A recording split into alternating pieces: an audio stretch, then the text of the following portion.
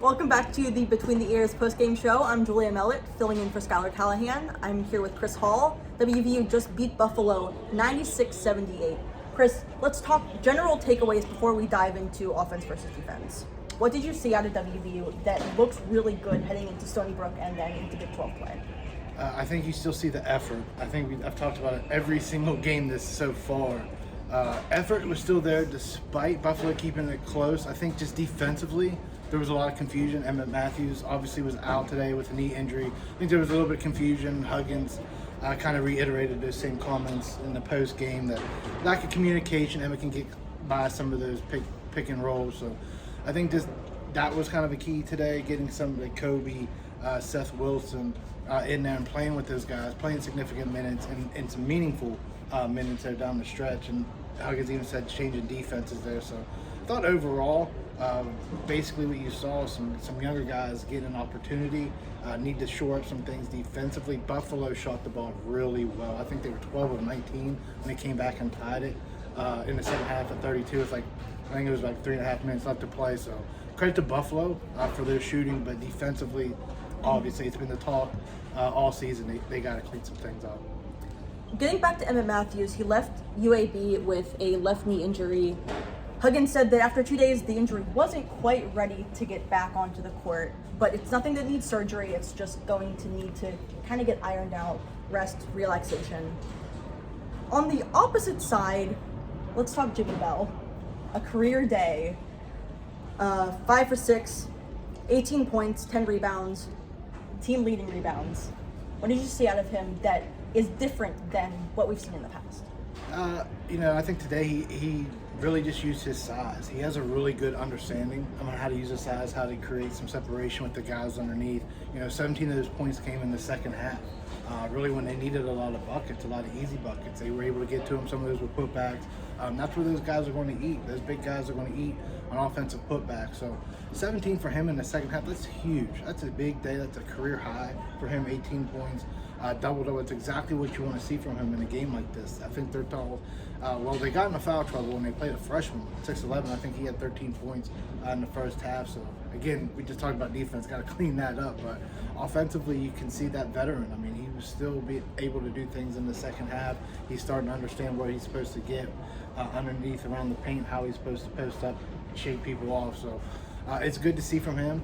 He's still going to have. It's going to be much higher competition in the Big 12. He's got a lot of work to do, but you can see the work. His footwork it's so good, especially since he lost 80 pounds. His footwork was already there when he had that weight, but his footwork is so much better. He's so much more lighter on his feet, and he's talked about it. And you're starting to see it pay off. And in a game like this where he was the bigger guy, that's exactly what you want from him.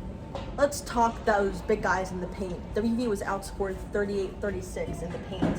What do you need to do as WVU's defensive front to switch that around? A lot of those were really just straight line drives, them driving to the basket and dishing it off. And that just goes back to you got to do better on ball screens. You got to do better on defense. Some of that is Emmitt, but they struggle with that all year. Huggins has talked about the straight line drive, giving up straight line drive.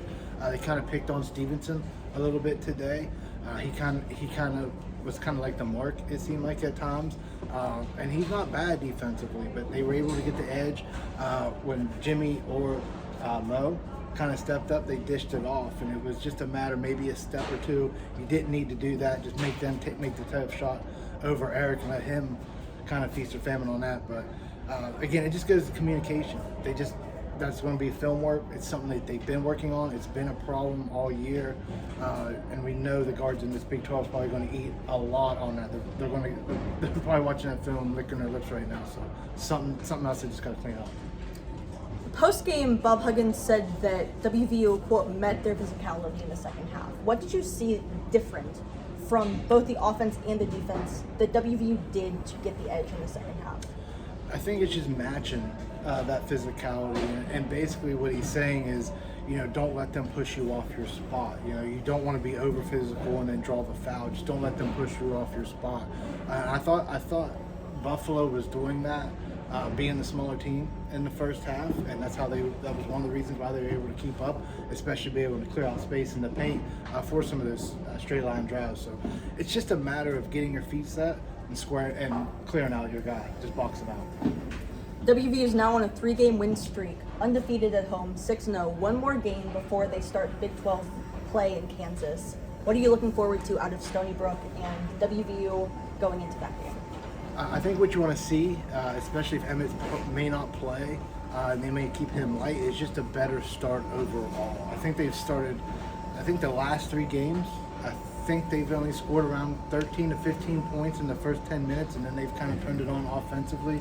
I'd like to see a better start from them. They're still scoring a lot of points. I mean, they put up over 90 today, but you just want to see a little better start offensively, and defensively maybe settle in a little faster. Get the communication, get settled in, recognize what they're running early, because as we know, the Big 12, they all know each other.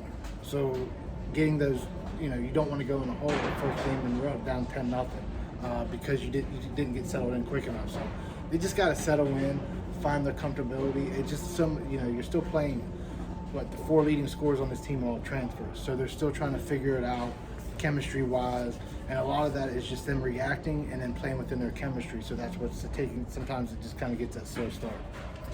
The 78 points the Buffalo scored today was the most WVU has allowed and still won the game.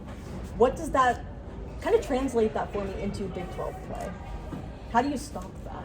Well, you can't give up those easy buckets underneath. That's really what it is. It just goes back to that screen game. The 2-man game, you cannot allow straight line drives and then just have the easy bucket underneath. And some of that is on the guards, not allowing them to get underneath the basket, and some of it is on the forward, just maybe a step over too late, but just stay on your guy so he doesn't get the easy bucket. So that's really what it is. And again, credit Buffalo, because they shot really well for most of the night. They took care of the ball, something that they really hadn't done. I think they still hit their average. But that's something that WVU probably should have created more turnovers. And some of that, it was just really credit Buffalo for some of their shooting. This has been the Between the Ears postgame show. I'm Julia Mellett. Chris Hall. We'll see you next game.